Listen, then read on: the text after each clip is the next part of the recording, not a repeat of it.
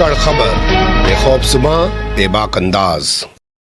धाकड़ खबर में आपका स्वागत है। मैं आपके साथ हूं अकरम रईस खान। वैश्विक हलचल, जी हां, वैश्विक हलचल का वो ताजा बुलेटिन लेकर एक बार फिर से कई दिनों बाद आपके सामने हाजिर हो चुके हैं, जिसमें बात करते हैं देश दुनिया ही नहीं, गाजा, फिलिस्तीन और ईरान से जुड़ी हुई कुछ खास खबरों की। और उन सब पर तज़किरा, तबसरा, चर्चा करने के लिए हमारे साथ जुड़ते हैं कृष्णकांत जी, यानी के जी, जो भारतीय वायुसेना के रिटायर्ड ऑफिसर हैं और जियो पॉलिटिक्स पर वाकई में अपनी पैनी नजर रखते हैं। और पिछले कई दिनों से आउट ऑफ दिल्ली थे, बेंगलोर गए हुए थे, क्योंकि उनके परिवार के अंदर एक घटना हो गई थी। उसको लेकर हम यहाँ बात नहीं करेंगे, पर इन हालात में भी उन्होंने हमारे लिए टाइम निकाला। बहुत शुक्रिया सर वक्त देने के लिए। थैंक यू मिस्टर अकरम। मैं आपको खासा परेशान करता हूँ सर। नहीं, अच्छा है यदि कुछ मैसेज जाता है और हमारे सुनने वाले पसंद करते हैं, एनालिसिस, हम दोनों की बातचीत का कुछ जरूर फायदा उठाते हैं, एक सही दिशा में बढ़ते हैं, तो अच्छी बात हम सब के लिए। जी बिल्कुल सही बात है, क्योंकि जिंदगी है, तमाम चीजों के साथ आगे बढ़ती रहती है। तो हम भी अपने बुलेटिन की शुरुआत करते हैं।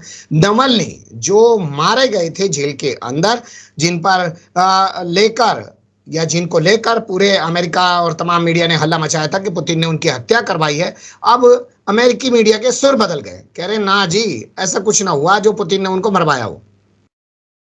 कई कारण है इसके। अमेरिका ने अभी भी स्पष्ट रूप से यह नहीं कहा है कि पुतिन ने आदेश दिया था मरवाने को, लेकिन कारण यह है कि पहले जब 2024, आज से 4 वर्ष पहले 2020 में ही जब जहर देने का आरोप था और केमिकल या रेडियो एक्टिव सब्सटेंस इनके बॉडी में इंटर करने की बात थी, उसका कोई प्रमाण इन्हें आज तक नहीं मिला, जितनी भी इन्होंने कोशिश की। नंबर 2, अभी जेल में थे और अमेरिका रूस के बीच में बातचीत चल रहा था, तकरीबन वो समझौते तक पहुंच चुका था कि इन्हें रशिया छोड़ देगा, ये अमेरिका चले जाएंगे, शर्त पे कि दोबारा वापस रशिया में नहीं आएंगे, और इसके बदले में जो रूसी पकड़े गए थे, अमेरिकी जेल में थे, उनको अमेरिका छोड़ देगा। तो इन सब कारणों से साफ लगता है कि पुतिन को कोई इंटरेस्ट नहीं था इस बंदे को मरवाने में, और इसलिए अंततः तंग आके जो उनकी इंटेलिजेंस सर्विसेज थी अमेरिका की, जो कह रहे थे कि हम प्रमाण लाएंगे, नहीं ला पा रहे हैं पिछले 4 वर्षों के बाद से, और मरने की भी कई महीनों के बाद से, उन्होंने कहा कि इस केस को रफा दफा करो, इसको कोई फायदा नहीं है, हमारी ही बेइज्जती हो रही है। और अंततः इस चीज को अमेरिका ने मीडिया के माध्यम से भी कहलवाया है, आज नहीं तो कल वो डायरेक्ट भी कहेंगे भाई हमारे पास कोई प्रमाण नहीं है इसका।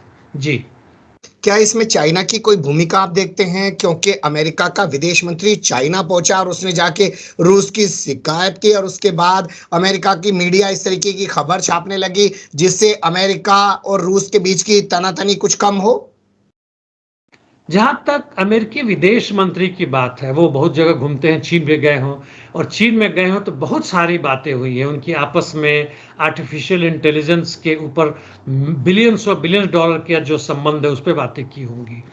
उन्होंने नॉर्थ कोरिया, ईरान के बारे में बातें की होंगी, रशिया के बारे में 100% बात की होंगी, खासकर यूक्रेन के बढ़ते हुए युद्ध के स्तर पर जहां यूक्रेन बुरी तरह हार रहा है, और बातें की होंगी फिलिस्तीन के बारे में, उनके स्वतंत्र राज्य सत्ता के बारे में, इजराइल जो जनसंहार कर उसके बारे में। लेकिन उस बातचीत में इनका हो सकता है नवेल्नी के बारे में हल्की से चर्चा हुई हो, लेकिन इस स्तर तक बातें नहीं संभवतः हुई होगी कि वो अमेरिका पर दबाव डालें कि भाई तुम यह चीज छोड़ो, क्योंकि इससे अमेरिका और रूस के बीच में संबंध नहीं अच्छा होने वाला है, मसला कहीं और बड़ी बुरी तरह फंसा हुआ है। जी बिल्कुल आप सही कह रहे हैं, क्योंकि उधर $61 बिलियन की सहायता, मदद देनी शुरू कर दी है अमेरिका ने यूक्रेन को, और यूक्रेन फिर से कह रहा है कि वो पीछे हटने वाला नहीं है, आखिरी दम तक लड़ता रहेगा। एक खबर रूस से आई है, जंग के बीच ये खबर बहुत कुछ कहलाती है। रूस का जो उप रक्षा मंत्री है और उसके जो टीम है तमाम अफसरान की, वो बड़े भ्रष्टाचार में फंस गई है। तो ये सब चल क्या रहा है जंग के बीच रूस के अंदर? इवानोव, जिनकी चर्चा आपने की, इनके ऊपर यह आरोप 2020 से ही चल रहा है, और युद्ध के दौरान पुतिन का यह कहना था कि चूंकि हम अकेले थकेले लड़ रहे हैं, हमारे साथ बहुत कम लोग हैं, और यूक्रेन के साथ 50-52 देश हैं जो पूरी तरह से सैनिक सहायता कर रहे हैं, नेटो के भी लोग आ रहे हैं, इसलिए हमारे यहाँ उस तरह का भ्रष्टाचार बिल्कुल अलाउ नहीं हो सकता है जो यूक्रेन में चल रहा है।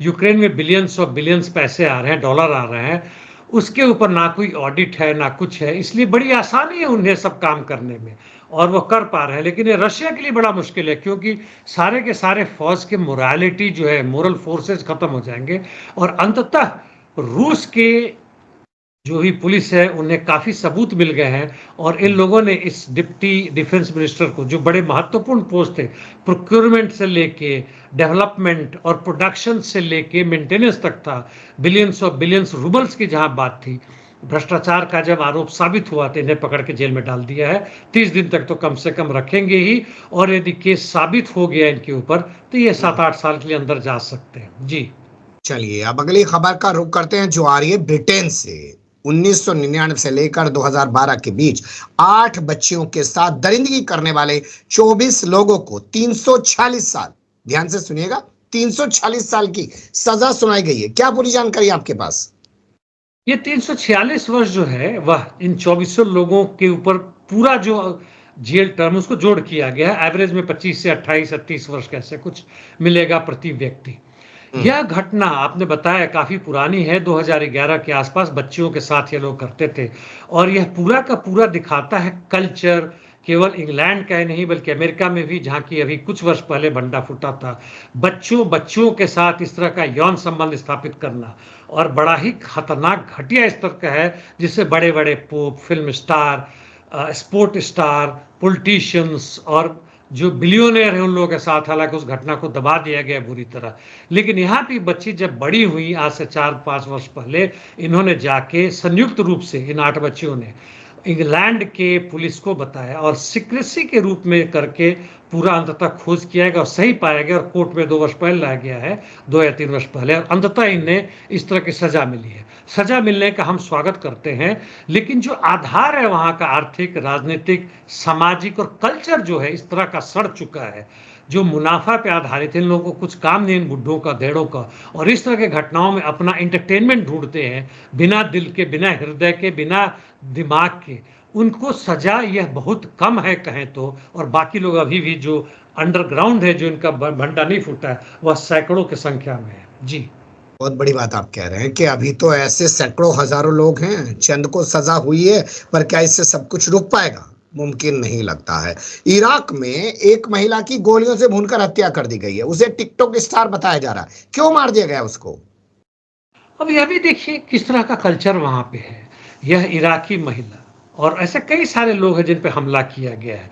ऐसा लगता है वहां इस तरह का गैंग काम कर रहा है, जो केवल पैसे के लिए नहीं बल्कि पॉलिटिकल रीजन से कर रहा है, यानी मोरल पुलिस का काम कर रही है। और ये लोग आके इस अधेड़ अवस्था की महिला को, जो टिकटॉक बना के अपना जो भी था उनका बिजनेस था और वो अच्छी खासी जानी जाती थी, उनका असर पड़ता था, सोशल इन्फ्लुएंसर कहते हैं। उन्होंने एक बार कुछ वर्ष पहले इराक का मिलिट्री जो प्रदर्शन हो रहा था उस पर भी बनाया था, जिसका हंगामा लोगों ने किया था कि इसे तो मिलिट्री का सारा भंडा फूट रहा है, देशद्रोह का काम है। वहाँ के डिफेंस मिनिस्टर ने साफ कहा था कि कतई देशद्रोह नहीं है, यह तो हमारे लिए अच्छी है, हम भी प्रशंसा करते हैं, हम भी प्रचार करते हैं ताकि लोग जाने हमारी मिलिट्री कैसी है और लोग आके ज्वाइन करें। यह तो हर जगह होता है।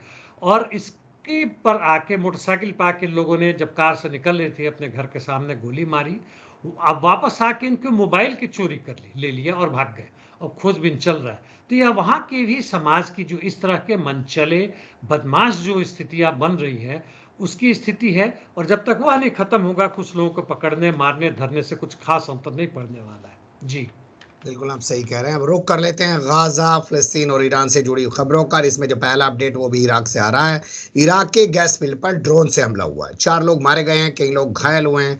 आतंकी वारदात बताई जा रही है, जिम्मेदारी कोई ले नहीं रहा है। सवाल ये क्यों? जी हाँ, यह भी कुर्दिस्तान से सटे हुए क्षेत्र का है और 4 लोग तो मारे गए हैं। वो यमनी है जो बाहर के मजदूर आके, या टेक्नीशियन हो सकता हो, जो भी हो, वो मारे गए। इससे अधिक संख्या में लोग घायल हुए, ड्रोन से आके हुआ। इसका कारण 2 हो सकता है। एक तो यह है कि जिन्होंने आक्रमण किया है, भले वह ईरान समर्थक हो या नहीं हो, अमेरिकी के विरोधी हों या नहीं हों, वह अपना खुलासा नहीं करना चाहते हैं क्योंकि उन्हें काउंटर अटैक का, बदले के जवाबी हमले का अंदेशा होगा। दूसरा ये है कि इराक की सरकार किसी न किसी तरह से वहाँ जो हो चल रहा है, जिसमें अमेरिकी की हाथ भी हो सकता है, या हो सकता है इजराइल की भी जो घुसपैठी है वहाँ पे, जो काम करते हैं वहाँ पे, उनका भी बेस है, उन लोगों ने भी बदला सधाने के लिए किया हो। क्योंकि इससे वहाँ पे 2500 मेगावाट की बिजली का वो एक पावर प्लांट चल रहा था, जो तेल जाता था, जो अब बंद हो गया है मजबूरन। और उस बिजली कहाँ कहाँ जाती थी, क्या क्या उत्पादन होते थे, लोगों का किस तरह कष्ट होना, यह बताना थोड़ा मुश्किल है अभी, क्योंकि पता नहीं चला है। तो यह वहाँ की एक तरह से अंदरूनी गृहयुद्ध है, और कहें तो एक तरह से आतंकी हमले का ही एक छोटा सा रूप है। जी। कहीं ऐसा तो नहीं है कि एक डर पैदा करके अमेरिका ये दिखाने की कोशिश कर रहा हो कि भाई देखो, तुम हमें यहाँ से भेजना चाह रहे हो और अगर हम चले गए तो तुम्हारी यहाँ पे क्या स्थिति रह जाएगी? बिल्कुल इसकी संभावना बनती है। जहां इराकी संसद और इराकी प्रधानमंत्री और पूरे वहां की जनता कह रही है कि तुम अपना 2500 या 2000 का जो भी टुकड़ी उसे हटाओ, वो हमें मदद नहीं कर रहा है। इस नाम पे तुम पड़े हो कि यहाँ आतंकवादियों को खत्म करेंगे, जबकि सबको पता है कि जहां पहुंचते हैं वहां आतंकवाद पैदा होता है। यह पूरे दुनिया के लिए एक अजूबा चीज नहीं है, अब तो सामान्य सी चीज हो गई। तो जो आप कह रहे हैं उसका बिल्कुल संभावना है। जी। बिल्कुल आप सही कह रहे हैं, जब डर बनाएंगे तभी तो अपना धंधा चलाएंगे। अब बात करते हैं पाकिस्तान और अमेरिका के विदेश मंत्री के दौरों को लेकर। एक अजीब सा संयोग सामने आ रहा है। जैसे ही अमेरिका का विदेश मंत्री चाइना पहुंचा, फौरन पाकिस्तान का पूर्व प्रधानमंत्री नवाज शरीफ भी चाइना पहुंच गया। और अब जैसे ही अमेरिका का विदेश मंत्री सऊदी अरब जाने वाला है, पूरे मिडिल ईस्ट में घूमेगा, इसराइल भी जाएगा, वैसे ही पाकिस्तान का वर्तमान प्रधानमंत्री सऊदी अरब पहुंच गया। ये चल क्या रहा है जी? ये उनके साथ यहाँ के विदेश मंत्री भी साथ साथ गए हैं, दार या जो भी उनका नाम है। यह एक मजाक हो गया है। बच्चे जब केजी एलकेजी में पढ़ते हैं तो एक गाना गाते हैं एक साथ मिलके गोल गोल करके, रिंगा रिंगा रोजेस, कुछ कुछ होता है, वी फेल डाउन टुगेदर, और सब इकट्ठे बैठते वगैरह करते। यह सही में एक मजाक बन गया है।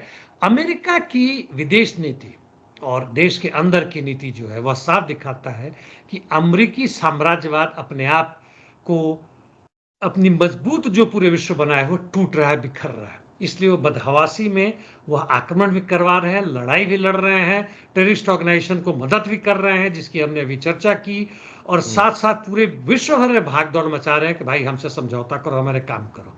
दूसरी तरफ जहां तक मिडिल ईस्ट की बात है, जो प्रो अमेरिकन है, इजराइल को मदद कर रहे हैं, उनके बीच भी बदहवासी है, क्योंकि भयानक रूप से उनका विरोध हो रहा है, देश के अंदर भी बाहर भी। यह सबको मिलाकर देखें वहां पर साथ, वैसे यहाँ के जो पाकिस्तान के प्रधानमंत्री गए हैं, उनका कहना है कि वर्ल्ड इकोनॉमिक फोरम में सम्मिलन होने गए हैं, और उनको बुलाया गया है, न्योता दिया गया है वर्ल्ड इकोनॉमिक फोरम के चीफ को, और MBS यानी मोहम्मद बिन सलमान ने उनको बुलाया है, उनसे भी उनकी गुफ्तगू होनी है। और यहाँ पे वर्ल्ड के कई नेताओं के साथ इकट्ठे मिलने की बात होगी। वो इकट्ठे मिलके क्या करेंगे वो जाने, ऐसे भी सब लोग मिलते रहते हैं। मई में अभी आने वाला है OIC की, यानी जो इस्लामिक कंट्रीज हैं उनके ऑर्गेनाइजेशन का जो है, उसके मिलने वाले हैं। इन लोगों का काम धंधा कुछ है नहीं, अपने देश के अंदर कुछ कर नहीं सकते हैं। चीन के साथ, हाँ, चीन का बड़ा महत्वपूर्ण रोल है, और अभी पाकिस्तान प्रो अमेरिका होने के बाद से पूरे मिडिल ईस्ट में वह गोटी बिठाने की कोशिश कर रहा होगा कि किस तरह से हम इक्वेशन बनाएं कि हम अमेरिका के साथ ही रहें और हमारी बेइज्जती भी ना हो। जी बिल्कुल आप सही कह रहे हैं कि जो लोग इजराइल परस्त हैं या अमेरिका के दबाव में झुके हुए हैं, उनमें से पाकिस्तान भी है, और उनके जरिए शायद कोई नया खेला करने की कोशिश की जा रही है मिडिल ईस्ट में। अब अगली खबर का रुख करते हैं, जो आ रही है हमारे पास अमेरिका से। यहूदी होने के बाद भी बर्नी सैंडर्स जिस तरीके से नेतन्याहू पर हमलावर एक बार फिर से हो गए हैं, इसे आप कैसे देखते हैं?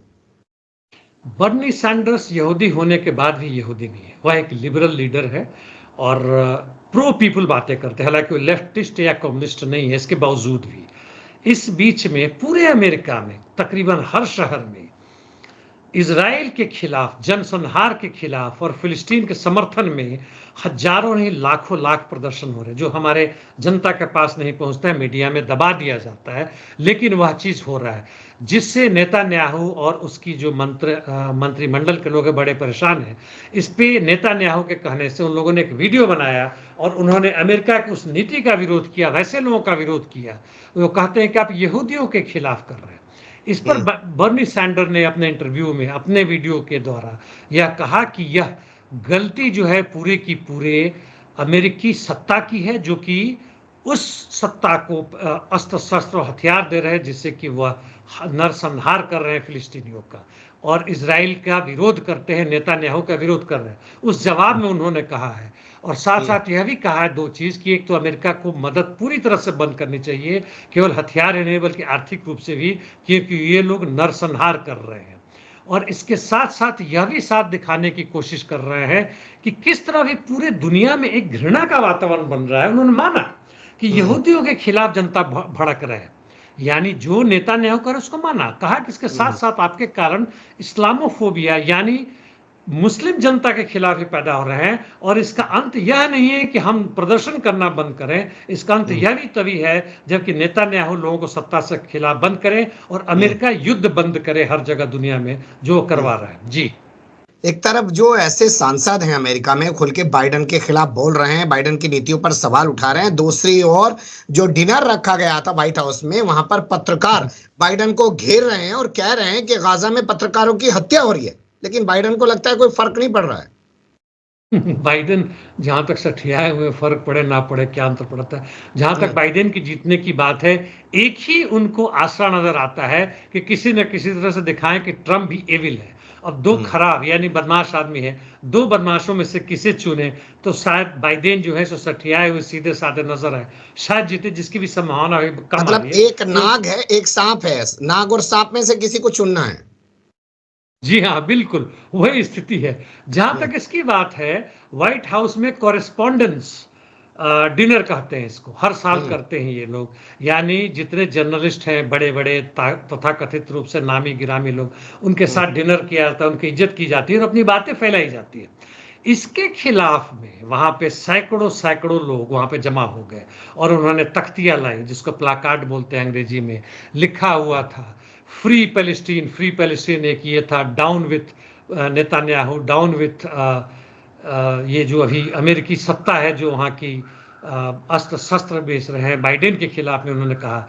और उन पत्रकारों के खिलाफ इन्होंने नारे लगाए जिनके इज्जत में वहां डिनर रखा गया। कह रहे हैं कि तुम तो हमारी बातों को छुपा रहे हो, जो नरसंहार है उसको दबाने की कोशिश कर रहे हो, यानी गोदी मीडिया, गोदी मतलब गोद में लैपटॉप मीडिया की बात है, जो भारत में गोदी मीडिया कहते हैं, उसके खिलाफ वो लोग प्रदर्शन कर रहे हैं कि तुम लोग धूर्त हो, तुम्हारी इज्जत नहीं होनी चाहिए। और यह बिल्कुल सही है, पूरे अमेरिका में धरना प्रदर्शन हो रहा है। वही है कि जो विकल्प की राजनीति होनी चाहिए, यानी बाइडेन और ट्रंप से अलग होकर प्रो पीपुल की जो राजनीति होनी चाहिए, वह अभी कहीं से उभरता हुआ नजर नहीं आ रहा। जी, जर्मनी का जो राजदूत है पाकिस्तान में, कल वो एक कॉन्फ्रेंस में शामिल होने के लिए गया, वहां पर पाकिस्तान के लोगों ने उसका विरोध कर दिया, कहा कि यहाँ मानवाधिकार पे बोल रहा है, अपने देश में तू क्या कर रहा है। उसके बाद वो राजदूत जो है, जो अमेरिका जर्मनी का राजदूत है, वो पाकिस्तानियों को उन्हीं की कॉन्फ्रेंस में हड़का रहा है। इसे आप कैसे देखते हैं? हड़काने की हिम्मत तभी हुई है क्योंकि पाकिस्तान उनके पक्ष में जा चुका है, अमेरिका के पक्ष में जा चुका है, अप्रत्यक्ष रूप से इजराइल के पक्ष में जा चुका है। एक तो यह बात हुई। दूसरी तरफ पूरे जर्मनी में जिस तरह अमेरिका में हो रहा है, दूसरे देशों में, हमारे भारत में हो रहा है, यदि आप फिलिस्तीन के समर्थन में प्रदर्शन करते हैं, बोलते हैं, सिंपोजियम रखते हैं या भाषण करते हैं, तो आपको बोलने की इजाजत नहीं दी जा रही है। इंग्लैंड में भी ये हो रहा है, आपको जेल के अंदर बंद किया जा रहा है, आप पर डंडे भी बरसाए जा सकते हैं। दूसरी बात तो ये हुई। और जर्मनी जो है अमेरिका के बाद से सबसे अधिक अस्त्र शस्त्र देने वाला इजराइल को, IDF को वही बनता है जो जनसंहार पूरी तरह कर रहा है। तो जब जर्मनी के एम्बेसडर ने, राजदूत ने बोलना शुरू किया, उसी वक्त यहां का एक बंदा खड़ा हुआ, बोला कि आप किस आधार पे आप मानवाधिकार की बात कर रहे हैं। उसने अपने माइक से या हो सकता है डायरेक्टली बोला हो, और इस पे जर्मनी के राजदूत ने वही बोला जो आपने कहा, और बाहर निकलने की बात की, धमकी दी, और वहां की पुलिस वगैरह उठा के बाहर लगी। अब पूरे पाकिस्तान में हंगामा हो रहा है। यह पाकिस्तानी सरकार के लिए बड़ा मुश्किल है कि किस तरीके से धूर्तता से वह चुनाव में आए हैं और किस तरह से वहां की सत्ता अमेरिका, प्रो इजराइल की बात कर रही है, प्रो जर्मनी की बात कर रही है, जबकि वह वास्तव में फिलिस्तीन के खिलाफ है। देखते हैं किस तरह से बड़ा ही पतला वो जो डुगडुगी बजा के ऊपर में बच्चियां तमाशा करती है ना बेचारी, पैसे के लिए, कमाने के लिए, वो रस्सी पे बंधे उस पे बैलेंस लेके बैलेंसिंग ट्रैक करती है। किस तरह से यह हमारी देश की भी सरकार यही कर रही है, पूरे दुनिया भर की सरकारें भी यही कर रही है। देखते हैं पाकिस्तान की स्थिति कैसे बनती है, बदलती है। जी। बिल्कुल आप सही कह रहे हैं कि अपने ही देश में पाकिस्तानी अवाम जो है वो जर्मनी के राजदूत के जरिए बेइज्जत की गई है। वहां की पुलिस ने उनको बाहर निकाला है, लेकिन पाकिस्तान के हलक से एक आवाज नहीं निकल पाई है। मुद्दा तो बड़ा बनेगा ही, क्योंकि जनता वहां की जिंदा नजर आती है। इमरान खान को जेल में डाल दिया, सिंबल छीन लिया, लेकिन फिर भी जनता ने मैंडेट क्या दिया, पूरी दुनिया के सामने है। बहुत शुक्रिया, आपने वक्त दिया। फिर आपके साथ किसी और मुद्दे पर जुड़ने की कोशिश करेंगे। धन्यवाद। Thank you mister Akram.